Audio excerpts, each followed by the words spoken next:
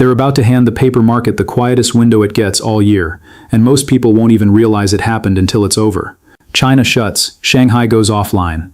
And the question isn't will silver move? The question is what happens to silver when the world's most important physical hub steps away, and the West is left alone with the biggest, most leveraged paper casino on Earth. OG John AG here. If you're new, understand this channel in one sentence. We don't worship predictions, we track the mechanics. Because the mechanics tell you what the headlines won't. Now let's lock the dates first. Because if you get the calendar wrong, your entire read is wrong. Shanghai Futures Exchange is closed for Spring Festival from February 15th to February 23rd, and trading resumes February 24th. No continuous trading on February 13th. That's not my opinion, that's the official SHFE schedule. Same story on Shanghai Gold Exchange, closed February 15th to February 23rd, resumes February 24th. That's the window, that's the vacuum, and when that vacuum hits, something predictable happens. The physical referee disappears for a week, and paper gets bold. Here's the part people don't like hearing because it sounds too simple. But it's the truth. When Shanghai is live, East versus West creates friction. Premiums, arbitrage, delivery pull, real metal flow, those are constraints. When Shanghai is offline, the constraints loosen. And when constraints loosen, paper can paint the tape. Not forever, but long enough to shake weak hands, trigger stop runs, and manufacture a narrative. That's why this week matters. Not because I'm here to scream moon or doom, because when you know the rules of the week, you stop being the victim of it. So what do I expect while Shanghai is offline?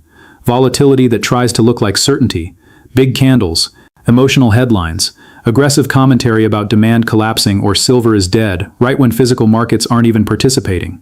That's the trap. And the way you avoid the trap is you separate price from process. Price is what you see. Process is what's happening behind what you see. Now pause before we go any further. If you actually want the unfiltered data-first lens, comment OG John AG under this video. Not because I need validation, because it tells me who's here to learn the game, not just feel something for 10 seconds and swipe away. And for the record, I do not sell signals, courses, mentorships, memberships, none of that. If someone impersonates, block them. I'm only here to teach you how to read the structure so you don't get farmed. Now let's talk about silver itself, because a lot of you are watching the number and missing the story. Silver has two identities at once. It's money and it's an industrial input. That dual identity is exactly why the market is so easy to manipulate on paper, and so hard to satisfy in reality. When paper dumps, you can sell infinite contracts in milliseconds. When physical tightens, you can't conjure ounces out of a screen. And that's why the Shanghai window is so important, because it's a moment where paper can pretend the second identity doesn't exist. If you're watching this around the time it drops Sunday night India, Sunday day in the US, look at your screen and notice how narratives already form before liquidity even fully returns. Weekend commentary, thin books, futures tone setting, experts front-running Monday. This is where retail gets emotionally positioned into the wrong side of the next move. Because the market doesn't need you to be wrong forever. It just needs you to be wrong at the wrong moment. Let me ground this with one verified reference point, so we stay honest. USA Gold's daily note from February 13th shows silver spot around $78.90 on that day. It's not a promise that silver is that exact number now. Prices move, but it frames where we've been sitting into this holiday. That matters because this Shanghai closure doesn't happen in a calm, sleepy market. It happens when volatility is already elevated, and people are already jumpy, and jumpy markets create the perfect environment for forced behavior. Now let's do the real question. What happens to silver while Shanghai's offline? I'll tell you what usually happens, and then I'll tell you what I'm watching this time that could flip the outcome. Usually paper leans bearish first. Why? Because the easiest move to manufacture in a thin levered market is down. Down moves trigger liquidations. Down moves trip stops. Down moves create margin stress. Up moves create pain for shorts and demand delivery pressure. So if you're a paper operator and you get a week where the physical hub is offline, the first instinct is to test the floor. And the way they test the floor is by pushing until something breaks, either price breaks or sellers fail to appear. And that's the key phrase, sellers fail to appear. Because when Shanghai comes back online on February 24th, the first thing that matters is not the Western headline. It's the premium behavior. It's the did physical follow paper down question. That's why the holiday window is a psychological operation as much as it is a market event. If paper can slam silver while Shanghai is offline, and then Shanghai reopens and doesn't chase the dip, doesn't confirm the weakness, then what you just saw was theater. But if Shanghai reopens and gaps down hard, follows Western paper lower, then yes, the weakness was global. So the holiday is not just a closure, it's a test. A stress test for who is really in control, paper liquidity or physical demand. Now I'm going to say something that might save you money. Stop treating the holiday week like a week where you must act. This is the week you must observe. The best operators in the world aren't excited during a trap window. They're patient. They let the trap trigger, they let the crowd pick a side emotionally, and they watch whether the market can actually follow through. Because follow through is expensive. Follow through requires real participation. And that's exactly what's missing when Shanghai is offline. So here's how you read it in real time. If paper pushes silver down and it's a clean move but volume doesn't confirm, and it's happening in odd hours, and it's happening while the physical hub is closed, treat it like a probe, not a verdict. If paper pushes silver down, and you start seeing evidence of physical tightness in retail, spreads widening, delivery chatter rising, then it's paper trying to front-run a constraint. If paper pushes silver up hard while Shanghai is closed, that's different. Then somebody is panicking on the short side, or somebody knows something. Either way, the point is the holiday week is about information extraction. The market is trying to extract information from you. Your job is to extract information from the market. Now let me translate what that means for the average person watching this video. You're going to see price movement that tries to bully you into a decision. Don't let a bully make your plan. Your plan must be built on levels, time frames, and confirmation. If you're a trader, you need a level where your idea is wrong. If you're a long-term holder, you need to understand that volatility is not the same thing as thesis failure. Most people lose not because the asset was wrong, but because their time frame didn't match their behavior. And that brings me to the one thing I need you to do right now. Decide what you are. Are you trading paper volatility, or are you positioning for the physical story? Because the Shanghai closure window punishes confusion. If you are a trader and you pretend you're an investor, you'll hold through a move you can't stomach.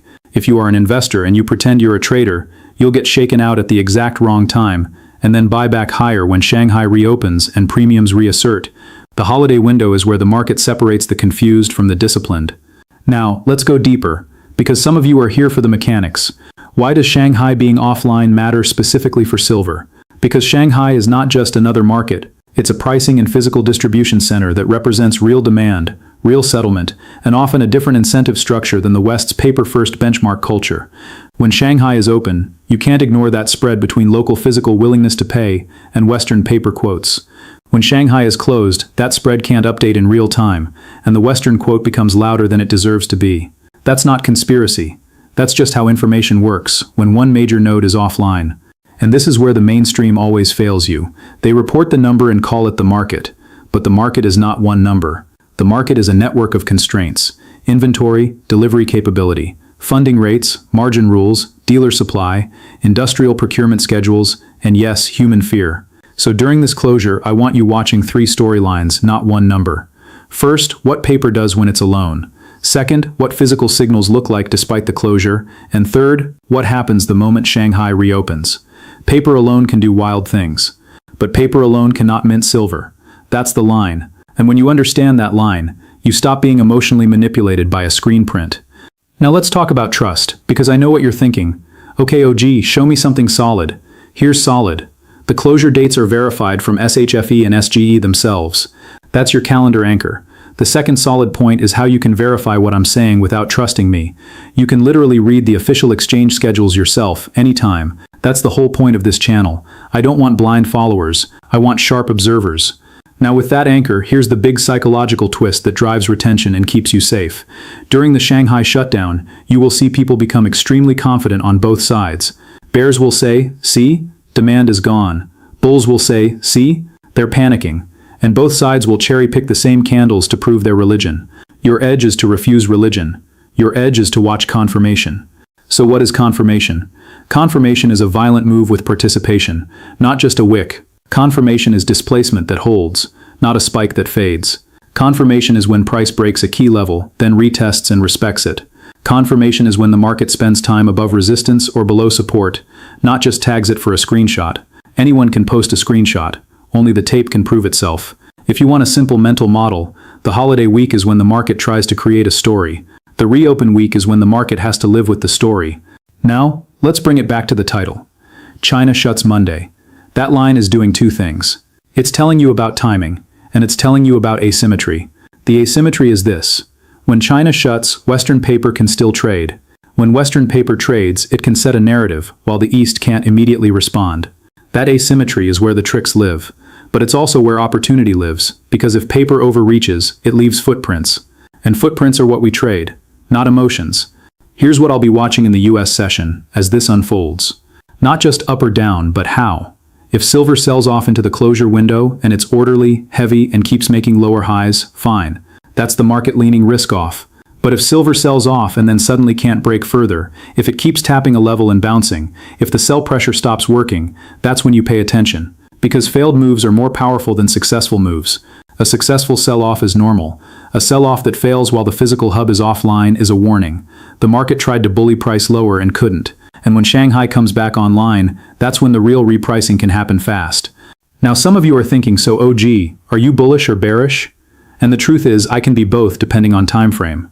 Short term, anything can happen in a closure window. Mid-term, the reopen is the truth serum. Long term, the reason people care about silver at all hasn't disappeared.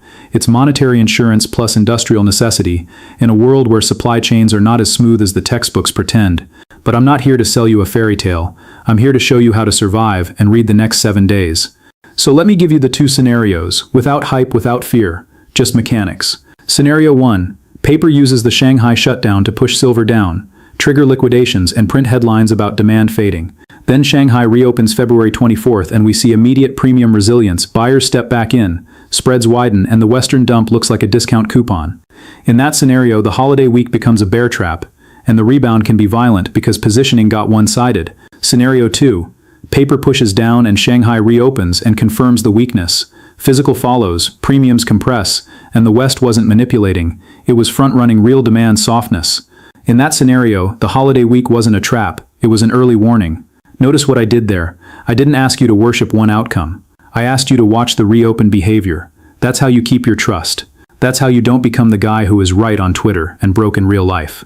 Now I also want to address the biggest retention killer on YouTube and finance. Fake certainty.